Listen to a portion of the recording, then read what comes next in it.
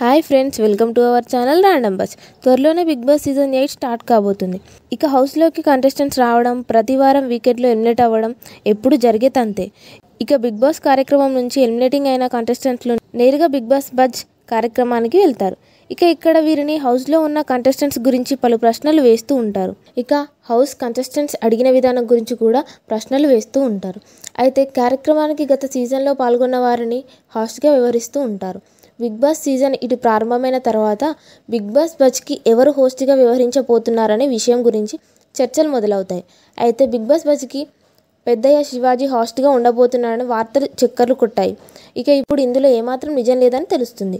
ఇకపోతే తాజాగా బజ్కి హాస్ట్గా ఎవరు వ్యవహరించబోతున్నారనే విషయం గురించి మరొక వార్త వైరల్ అవుతుంది. బిగ్ బాస్ 7 కార్యక్రమంలో కంటెస్టెంట్స్ పాల్గొని సందడి చేసిన బుల్లితెర నటి శోభా శెట్టి తన ఆట తీరుతో ప్రేక్షకులను మెప్పించింది.